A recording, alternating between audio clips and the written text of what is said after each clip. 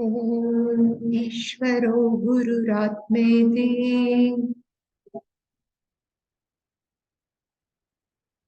मूर्तिभेदविभागिने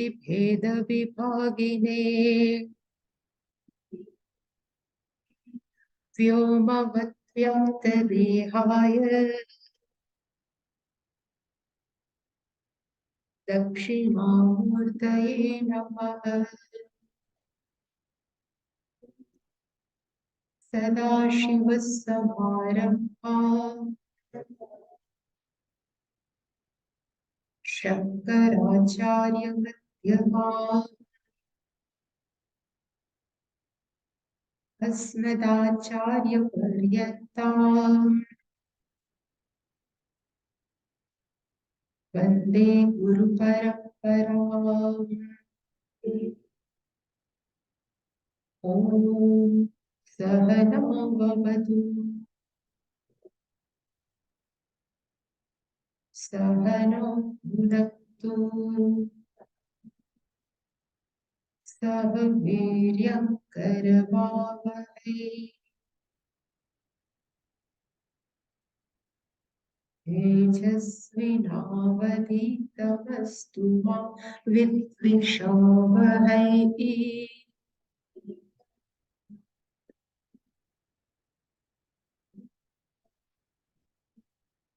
ॐ शान्ति शान्ति शान्तिः।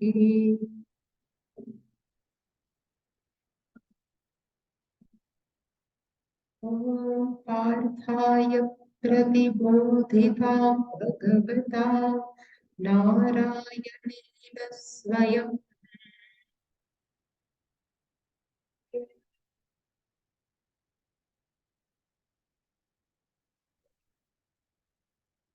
व्यासेन ग्रथित्वा पुराणमुनिना मध्ये महाभारतम्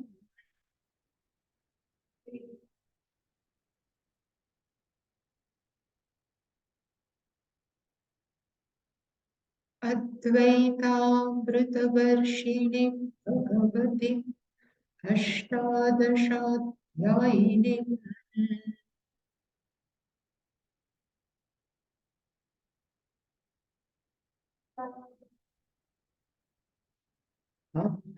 त्वामनुसन्दधामि भगवत् गीते भवद्वेषिणि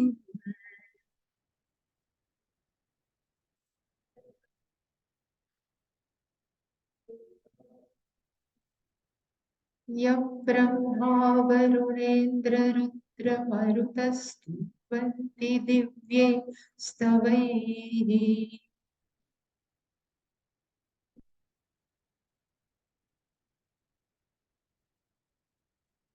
वेदैः साङ्गपदक्रमोपनिषदैर्गायन्ति यं सामगाः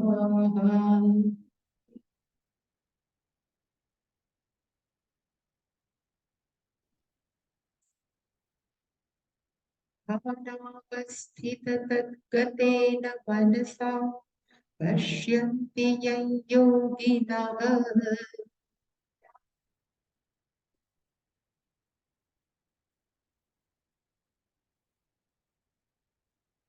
यस्यान्तन्न विदुः सुरासुरगणा देवाय तस्मै नमः।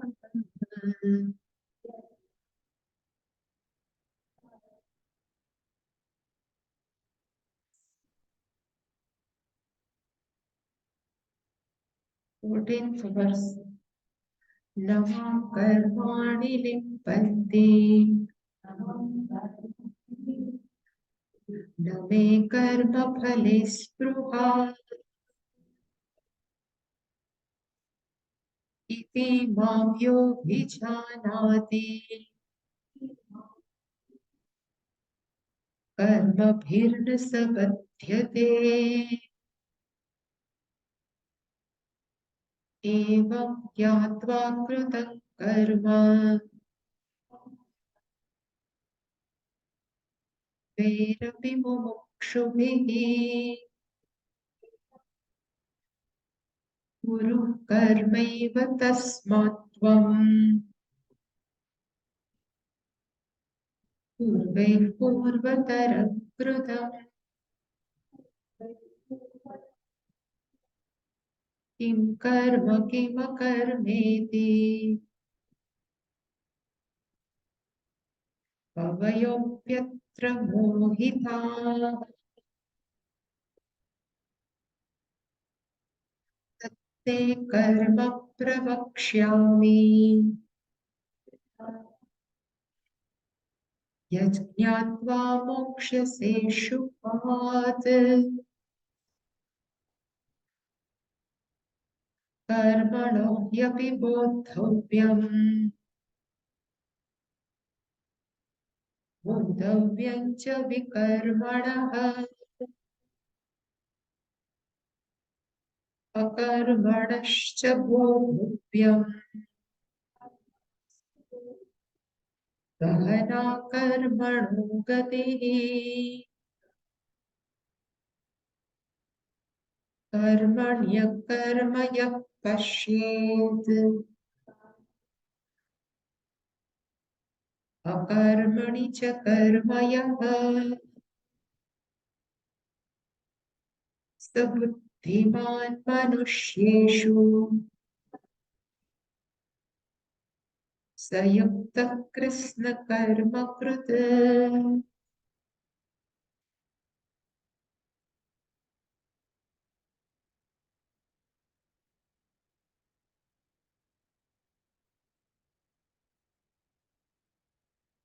न मां कर्माणि लिम्पन्ति न मे कर्मफले स्पृहा. In 14th verse, Bhagavan has said, Karmani mam na limpanti. Karma cannot affect me. And at the same time, me karma phale na spruha. I don't have any longing for the result of karma because I am all pervading consciousness. I know. That's why I don't have any affection or any longing for karma phala, and karma cannot affect me. Iti, in this way, Bhagavan says, Yaha mam abhijanati. A person who knows me in this way clearly. So we have seen the meaning of abhijanati means a person who knows I am not, if Ishvara is all pervading, then I am also is a, including in Ishvara, and in fact I cannot be separate from Ishvara. One who knows this clearly, that person also, saha means that person, karma bhihi na badhyate. Even that person can also not bound by any type of karma. And then Bhagavan says, evam gnatva, having known in this way. So one who knows I am not separate from Ishvara, Ishvara is everywhere, so I am not separate from Ishvara. One who has this knowledge is called evam gnatva, having known in this manner. Gnatva means having known, evam means in this manner. Bhagavan says, Purvehi mumukshubhihi krutam karma. Purvehi means in ancient time. Mumukshubhihi means by all seekers. Karma krutam. They had done all the karma. And Bhagavan says, you have to also perform karma. Kuru karma tasmatvam. So Bhagavan says, Kuru karma tasmatvam. So in this manner, tvam means you, karma kuru. You perform your karma. In which manner? Purvehi, purvataram krutam. So purvehi means in the people who have gone before, purvataram, what they have been done, same thing you have to do, to be done. That Bhagavan has said, and we have seen this.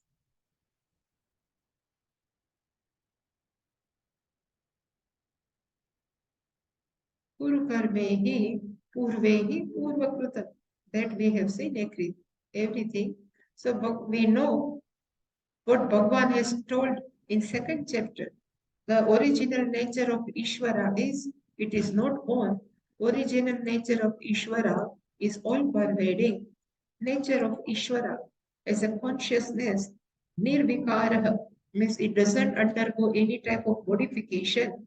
akarta, abhokta. It is a not doer also. At the same time, it is a not receiver of any karma phala. Abhokta and avyaya means it is never subject to decline. This is the original nature of Ishvara. One who knows I am also like this, I am not separate from Ishvara, that person karma vihina patyate. And we have seen this. Evam gnatva, having known in this way, purvehi, the mumukshubhi, seekers of ancient days, is called purvehi, is in of ancient days, mumukshubhi, by the seekers, karma kritam, so they have performed all type of karma, tasmat. Therefore, tvam kuru, tvam means you, kuru means perform, you perform your karma. And in which manner? So Purvehi, one who have come before, and Purvatara means in ancient time, Krutam Karma, in which manner they have done their all action, same way also you do your karma. So Bhagwan has put in like, in one clutch. If Arjuna says, I am an ignorant person, I have no self-knowledge, then Bhagwan says, Karma Kuru. यदि अनात्मग्नः तदा आत्मशुद्धिर्थम. If you think you are ignorant, you don't know still I am not separate from Ishvara, you don't have this knowledge, then you can perform karma for which purpose? For the purification of mind. Atmashuddhyartham means to purification of mind. If you think I am a Atmagnani, Tattvavid means I am a knower of the truth. If Tattvavid, then you perform karma, Loka Sangrahartham. This Loka Sangrahartham is word has been used in third chapter. The meaning is Loka Sangraha is not collection of all people, but Loka Sangraha means a people or a person who has self-knowledge. In spite of self-knowledge, they continue to perform their duty. If somebody says why, so people always need something, as a hero. So whatever my hero has done, I will follow. Because generally people has no time to think what is to be done, what should not be done. So we have some figure. We have always that figure. So it says if Krishna is a Lord Krishna, having come in this incarnation of Lord Krishna, did not to perform any karma, but Bhagavan has said in third chapter, I keep on performing because all people are looking at me, how Krishna is living. So if I have not lived proper life, other people won't live the proper life. So if Gnani is there, but still you have to perform karma to establish in among society, in spite of Atmagnani, one should perform the karma. This is called Loka Sangraha. So to put one example among the society, Bhagavan says, you have to perform karma. We have seen yesterday this shloka, and Shankaracharya is written in his Bhashya, and Arjuna, if Arjuna says, if you have told me that you have to perform karma, I will perform. I never say no to you. But why you have used purvehi purvataram krutam? Why you have used this adjective like in this verse, purvehi, all the previous time, whatever the seeker has been done, same thing you have to do. Why you have used this type of sentence? So for this reason, Bhagavan has given next verse. And because Shankaracharya says, Yasmat Mahat Vaishyamyam Karmani, because all karma is very difficult to know. Like Mirabai has said, Karmana ki gati nyari. There is a one bhajan is there. Same way Bhagavan has said, karma is very difficult. To understand karma, generally people think, I know the definition of karma, but really speaking, Bhagavan says, people won't know. And in this 16th verse, Bhagavan has said, Kim karma, one, Kim akarma. what is karma and what is akarma. Here the meaning of karma is action and akarma is actionlessness. So Bhagavan says, Kim karma means what is karma, Kim akarma, atra, in this subject matter, kavayaha mohitaha. So kavayaha is not poet but scholars. Even scholars are confused. Mohitaha, they are confused. They cannot properly say this is karma, this is akarma. So that's why Bhagavan says tatte karma prakshyam. And for that reason, tatte, that karma and akarma, what is karma, what is akarma, pravakshyami means I will tell you. And again Bhagavan says, yat gnatva, having known what is karma and akarma, mokshase. Mokshase is in future tense. You will be released. We will ask from whom? From I will be released from what? Bhagavan says Ashubhat, which is not auspicious, you will be released from that. And here the meaning of Ashubha is Sansara. Bhagavan says whole Sansara is nothing, but it is not auspicious. And why it is not auspicious? Because always is fraught with pain. Generally, we think life is full of happiness, but according to Shastra, life is generally with pain only. But for the happiness, we keep on moving for the happiness, we are keep on doing karma. But really speaking, life is always fraught with pain only. So there is a one example how we are living our life. That's why there is a one classical example is given by one Kathakar or some even Pujya Swamiji. One person was going in one forest and he just missed the right path. Where I have to go, he just missed the path. And then he saw tiger is after me. So he started running away to keep away from this tiger. So he was running. At that time, he doesn't see there is a big well in the forest. And big well doesn't have that, we put always pyramid. It was not there. He just gone inside the well. And there is a one twig, and one we can say one twig of a tree was hanging. He had just hold on it. So when he said up, he says this tiger was running, surrounding this well. And he has seen down below in the well, which is full of snakes. Or even big snakes were running inside the well. He said up. So he says this twig was attached with big tree, but one mouse was sitting there and cutting their twig. So he says, if this twig will go, I will go down. Snakes are ready to eat me. If I will come out from this well, the tiger is ready to eat me. So what should I do? Immediately, sometime after 5 minutes, he says there is a honeybee. Big honeybee was there, and some drops of honey was just dropping out, and it just comes in his mouth. His, his taste was very nice. Then he tried to catch that taste. He says life is like that. So always some problems are running after us. And then this rat is like our day, every day, our life is being cut every day. Like a rat is cutting the tree. And if we come out, so it is not that the tiger is not sitting. There are more problems are sitting in front of us. Still, we are seeking some honey. This comes in my mind, my mouth. I can be happy. So generally, that's why he says samsara is ashubha. It is not auspicious. We always have to survive. We have to fight something. We have to do something.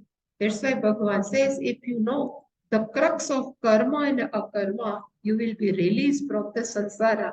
It doesn't mean we have to die, but the meaning is In spite of living in samsara, the problems of samsara cannot touch us. This is only called moksha. Always I say, whenever moksha comes, it is not any type of ghatna. It is not one type of any action. But moksha is to know oneself. And we know ourselves. I am not body, mind, sense complex. Then whatever happening to this body, mind, sense complex, we are remain unattached.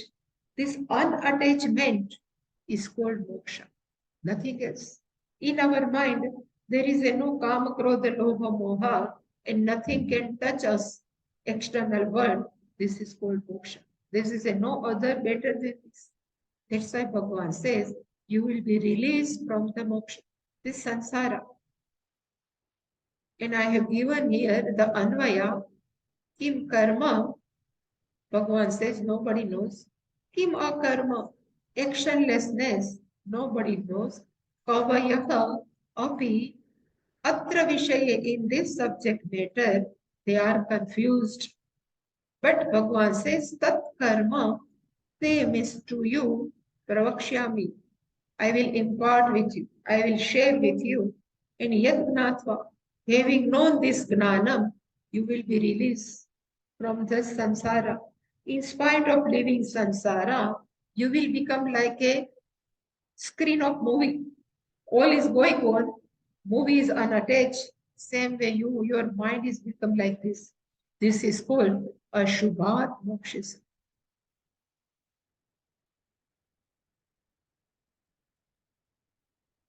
And this is the meaning. Kim karma means what is action.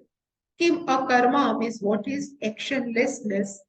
Kavayaha is not poets, but Kavayaha means maybe seers, scholars, one who understands the subject matter thoroughly and retain it, but still they don't know. That's why they are not poets. In generally, Kavi comes, we think this is a poet. Api means even such scholars also Vishaya in this subject matter of action and actionlessness, they are confused. Mohitaha means they are confused. Tat karma, that action, here karma includes both karma and akarma. I will tell you, I will let you know, I will impart with you. And what will happen after knowing?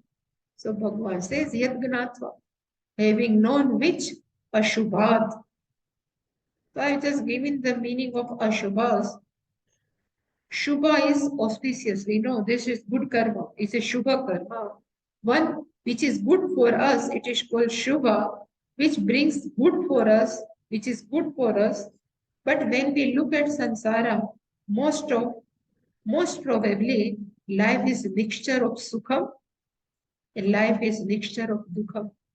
So we analyze our life, how much happiness was in our life we have received and how much pain we have received. So always we have to experience both. So this sukha and dukkha gives different types of experience and generally the life is fraught with pain. That's why Bhagavan has said sansara is ashubha. It is not auspicious.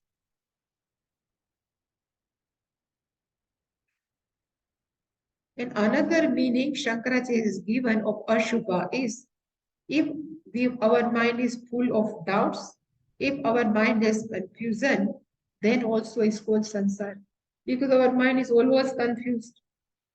That I will tell you in moksha se, you will be released from, if we take as a doubts and confusion, then we are released from our doubts and confusion, ashubha.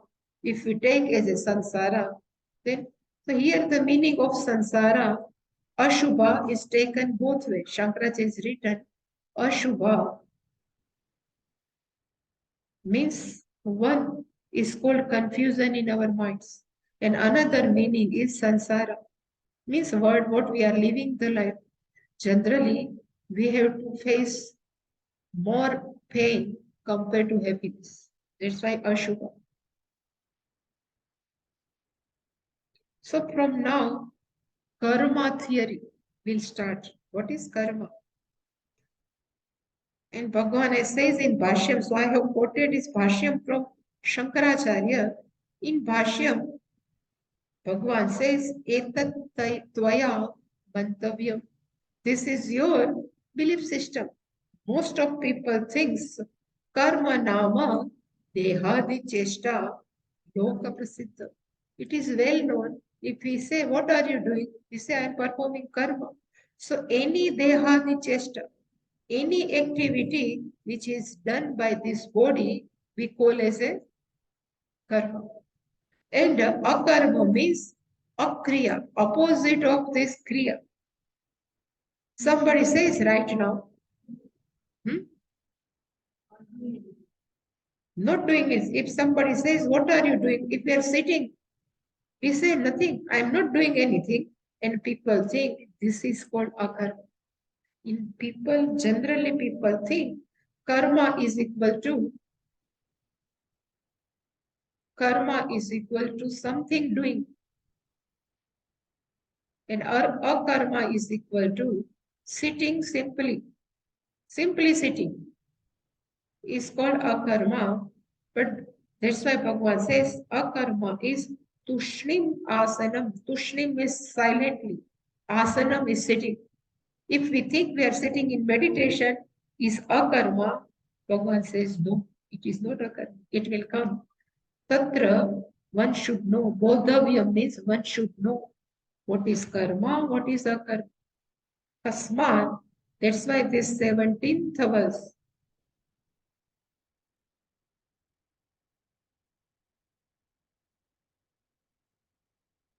Karmanah hi api bodhavyam. Bodhavyam cha vikarmanah akarmanah cha bodhavyam gahana karmanah gati. Bodhavyam means should be known. One should know, is to be known. To be known, actually, to be known is called bodhavyam. So one should know what is we can call as a karma. Vikarmanah means forbidden karma, what should not be done. It is called forbidden.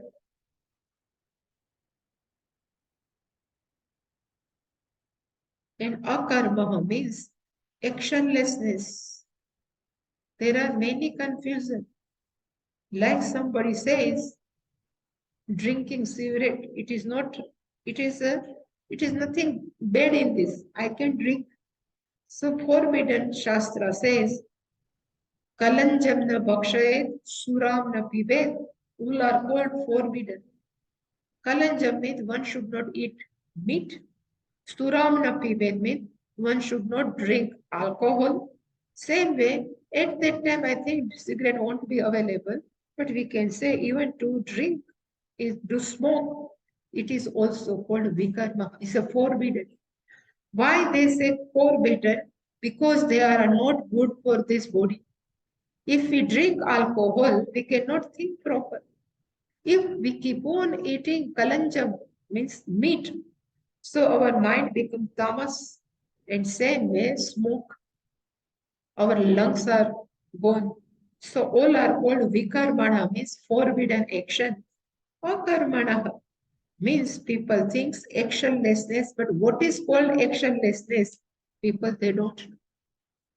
Bhagavan says, because gahana karmana gati. Because the nature of karma is very deep. It is difficult to understand. Gahana means difficult to understand.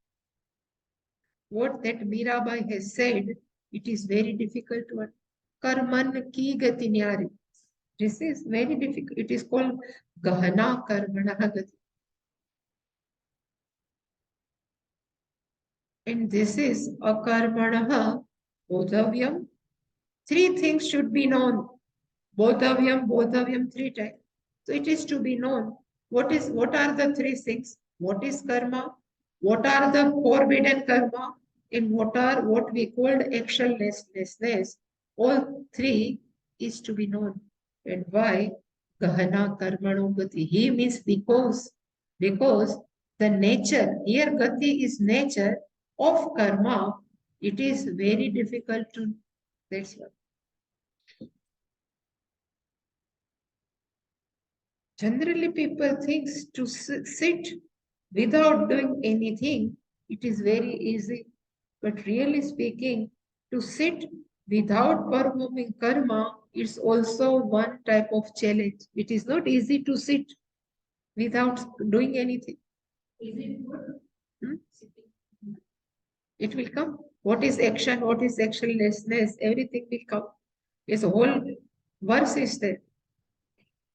But it was in story of South only. There is in South always there are big temples. So in one temple is a very big, and in this temple there was a trust. This whole temple was run by one trust, and trustees are good. So in what they used to do, there are priests are there are some workers are there. So every day they trust provide food to this all workers, priests. So who are taking care of temple, always they are giving the food, both dinner as well as lunch. So lunch and dinner always they provide to the work. So who are working in the temple? So there are many, if we say 25 people are taking care of temple, so every day they are giving the food. But in that temple, one sadhu used to come. And that sadhu, what the job of sadhu is temple opens at 5 a.m. He comes there. He just sit in the front of Lord deity and up to the 12 a.m. means 12. Because at that time the door keeps open. So Sadhu look at the Bhagavan, the deity, simply sitting is looking at the Bhagavan, nothing. And then after 12, the door closes and again it's open at 3 p.m. until the 8 p.m. So again the Sadhu used to come, again he sits in the front of Lord at 3 p.m. and when door closes, if 8 p.m., he keep on sitting and looking at the Ishwar. Nothing he was doing. But this trustee were very good. They think this sadhu is sitting, we should give something. So lunch and even dinner also they have given to this sadhu. So if workers are 25, then including sadhu, the lunch and dinner is provided to 26 people. And after some years, the trust of this trustee all are changed. New trustee have come. Trust remaining, but trustee have changed. New trustee, among new trustee, one trustee was, little bit smart, and he start asking how many workers are there, how many to whom you are providing the lunch and dinner. Then that trustee has found out only 25 workers are there, but still they are giving food to 26 people. Then he asked that priest and everyone. Then the people said, one sadhu is coming every day, we are providing them lunch and dinner. Then he says, stop it. This sadhu is not doing anything. He is not helping the temple. Then why should we provide lunch and dinner? So he says from next day, you have to give only 25 people only, not this sadhu. Sadhu doesn't know this decision has been taken by new trustee. So second day also, next day, he was standing in the queue for lunch. Then that who was distributing the food, he has just said, no, I cannot give you food. Or Sadhu Maharaj, who trustee said no. Then Sadhu says, why? He says, new trustee is, just Sankhi. He is not giving you food. Then say, I would like to see that trustee. Sadhu said. Then he went to trustee and he asked, why are you not giving me the food? Then trustee says, you are not doing anything. How can I give you food? Then he says, I am not doing anything is the big seva. I am not doing anything is a big seva. Sadhu says, I am serving the society by not doing anything. Trustee says, it is not good job. Everybody can becomes idle. Everybody will become a lazy, not doing anything. It is a not big job. Then Sadhu says, let me do one thing. One day you become a sadhu and you do my job. And one day I become a trustee and I will do your job. Because you have said sitting in the front of Ishvara is very easy, nothing to do. So it's okay. Trustee says, nothing big deal. I will ready to sit and I'm ready to accept your, condition and everything challenge. So next day, sadhu became a trustee for one day and this trustee became a sadhu. So this poor trustee has to come at 5 a.m. He came trustee. So after half an hour, he was looking at Ishvara half an hour, then become bored. After half an hour, how long I have to look at the Ishvara? Then he starts looking surrounding, Garbhagruha. Everything is clean. They have kept clean or not. So after at 6 a.m., then after 6 a.m., what to do? Again, how can look at the Ishvara? Then surrounding, he starts seeing everything, everything's. So after 7 o'clock, he cannot able to sit more. He just gets up from their position. He says, you please give this sadhu for lifetime. Because to sit in front of Ishvara, it is not that much easy. People think sitting simply, it is very easy. But simply sitting in front of Lord without doing anything, he might be chanting japa, we don't know. But simply sitting in front of Ishvara, it is not easy. But people think simply sitting is a karma. He is not doing. It will come in next verse. To whom we can call karma, to whom we can call akarma. So in this verse only Bhagavan says, karmana api bodhavyam. Meaning is the karma to be known is to be known. Vikarmana also is a forbidden karma is to be known. Akarmana also, akarma means actionlessness is also to be known. And why? The reason is Gahana Karmanu Gati. The nature of karma is very difficult to understand. So Gahana, Shankaracharya has given the meaning Vishamaha Durgyana. It is very difficult to know. Now we are entering in the 16th, I think, is 18th verse. So now we will see the 18th verse. Akarmaniya karmaya pashed akarmani cha karmaya. This, now this, I would like to show. Karmaniya karmaya pashed akarmani cha karmaya. This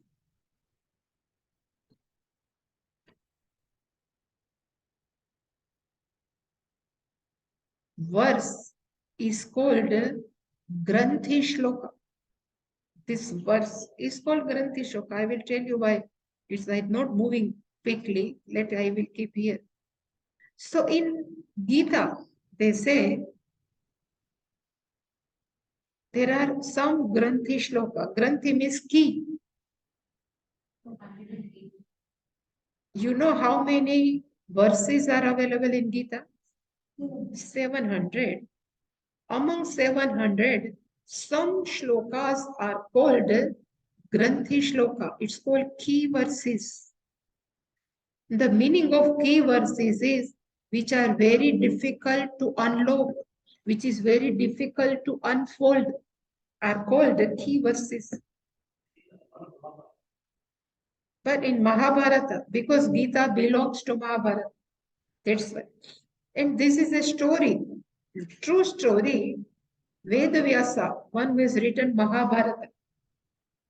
So he would like a good dictator who can write the Mahabharata shlok very nicely. So he was finding who can be a good dictator. So he thinks Lord Ganesha, if I can request Ganesha, he can write Mahabharata. So I have to speak and he will write. I can dictate to Lord Ganesha. So he requested Ganesha, can you come and you will dictate what I will tell. So he says, what I have to write. So he says, I am planning to prepare a Mahabharata. And we know in Mahabharata 1 lakh shloka. So total 1 lakh shlokas are available in Mahabharata. So Ganesha has given one condition. He put one condition. He says, I will write non-stop. There is a no break.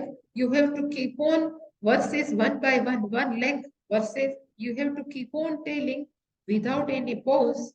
Then only I am ready to write. Ved Vyasa says, okay, because there is a no better dictator like Ganesha. Then again, Ved Vyasa has also kept one condition. He says, each and every verse you have to write with understanding. Without understanding, you should not write any verse what I have dictated. Ganesha says, okay. So they both have started. Vedvyasa start. Sometime, Vedvyasa has to need some time. He wants to fresh up. He would like to take bath. Then what Vedvyasa can do? So he used to give one difficult shloka. So to unlock shloka, then only Ganesha can write. Then when difficult shloka is given to Ganesha, say you start thinking on it, I am just coming. So within 10 minutes, 15 minutes, Ved Vyasa has come back until the Ganesha can understand the meaning of this shloka. Such shlokas are called Granthi shloka. In Sanskritam, it's called Granthi. So there are many Granthi shlokas are available in Mahabharata. In Gita is belongs to Mahabharata. So in Gita also, there are many Granthi shloka. So I have given the list of in our Gita, Nasato vidyate bhavaha, na bhavo vidyate sata are called Granthi shloka. Ya Nisha Sarvabhutanam, second chapter, Tasyam Jagrati Sanyami, Yasyam Jagrati Bhutani, Sa Nisha Pashyato Hune.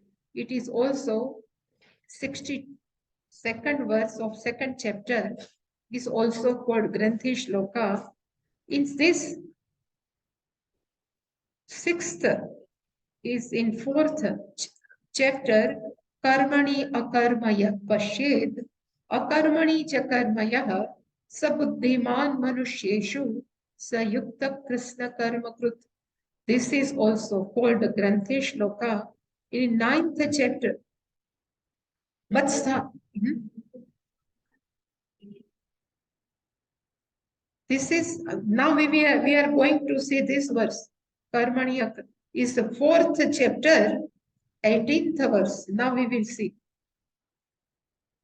In ninth chapter, Matthani sarvani bhutani nachaham teshu vastita. Nacha matthani bhutani kashyame yogameshwar. Bhagwan says in ninth chapter, all beings are in me, but I am not available in these beings. Again, they says, these beings are in me. So it is total puzzle. So some puzzle-like verses are called Granthi Shloka. And it is not for, really speaking, for a human being, but for Ganesha. Because Ganesha non-stop he was writing. That's why. So this, now we are going to see this Granthi Shloka.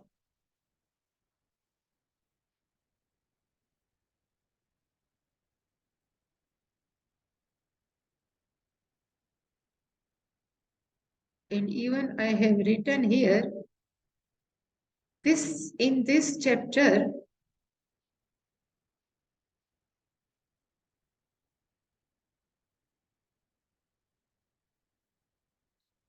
from 18 up to the 24,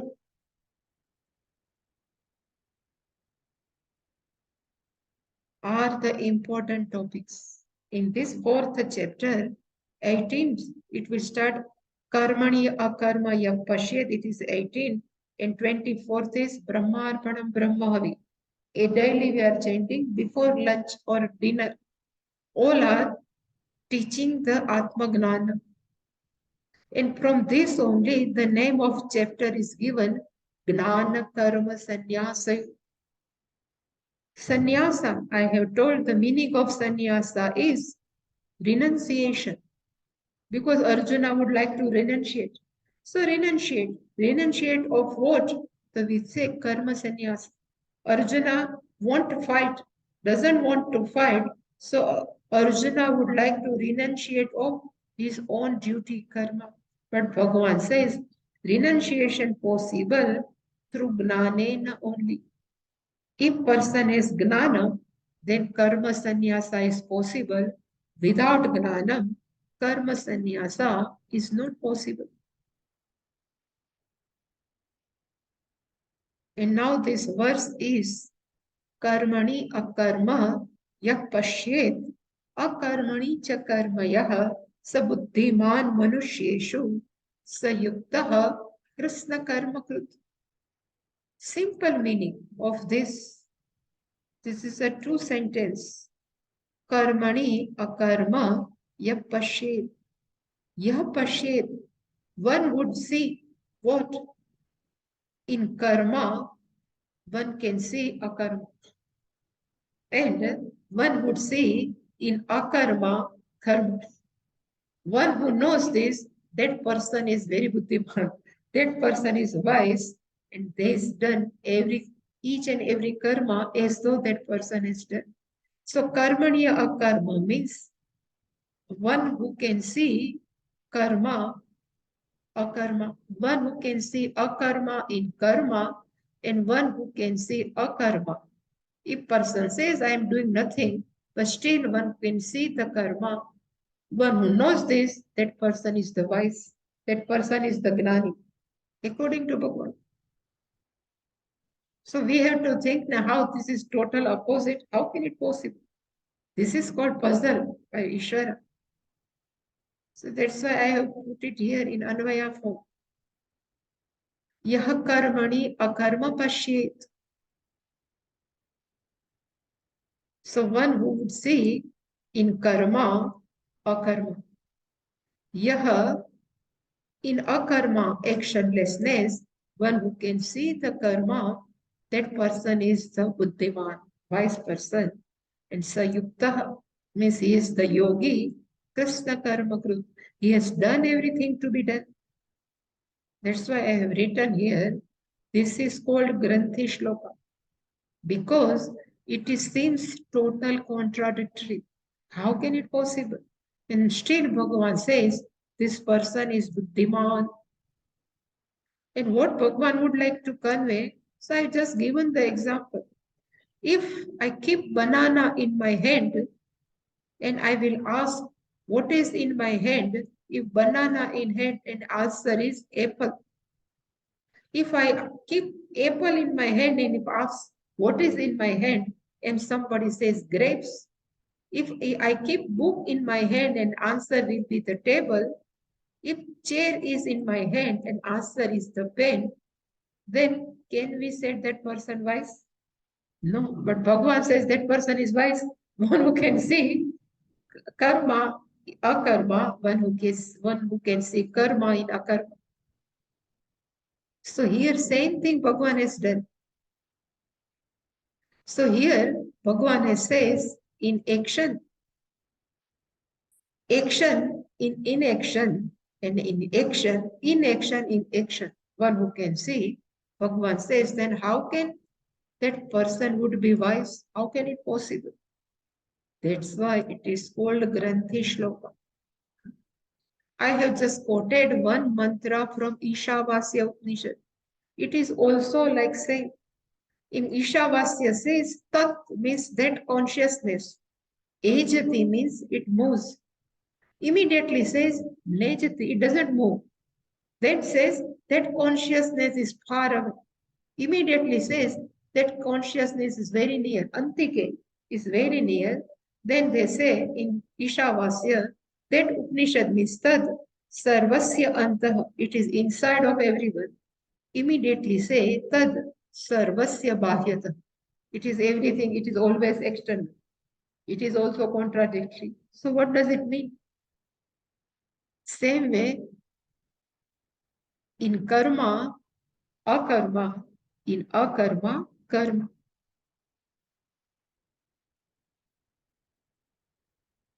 So before moving in that verse, we have to understand about this body. So I have written, our body is a mixture of two things. 5 minutes I have. Our body is mixture of two things. One is called sentient and another is called inert. We know inert means jada, and we know one is chaitanya is called sentient. So when we go to sleep, this body is jada. Even we go in deep sleep, mind is also become jada. So we know our body and mind are inert. So that's, I have just given the table. So our body is the mixture of sentient and our body is mixture of insentient, means inert. And to whom we can call as a sentient, so I have written, the consciousness is sentient. And what is inert jada? So matter or maya. Another name is matter and maya is jada. The sentient name consciousness, one name is called Atma, and which is Jada, name is Anatma. That you have to remember. First time I have introduced. Atma, opposite of Atma is Anatma. Suppose I say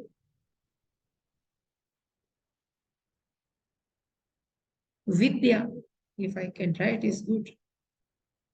So what is the opposite of Vidya? Avidya. If I say Gnanam, what is the opposite of Gnanam? Agnanam. So always indicate the opposite of Vidya or Gnana. Same way, there is a Atma. Here Atma is all pervading consciousness. What is the opposite of Atma? Anatma. Only then why here and why here Anatma? Actually is Atma. So only I would like to give you a grammar rule. When if word starts with consonant, then opposite we can use as a. So Vidya starts with Vakara, is a consonant, so opposite we can put Avidya. Gnanam is also consonant, opposite is a, but Atma starts with vowel. If we put a, then it becomes Dirgha Sandhi, remain as Atma only. So whenever word begins with vowel, opposite of this word, we have to put an. That's only difference. That's why it is called anatma. Anatma means opposite of atma is called anatma. Like same vidya's opposite avidya. So that's why this body is anatma. It is jadam, while consciousness is called sentient. But detail we will see tomorrow. It will take time. Om Purnamadav Purnamidam Purnat Purnamudachyate Purnasya Purnamadhaya Purnameva Vashishyate. Om Shanti Shanti Shanti. Hari Om Shri Guru Pyo Namaha. Hari Om.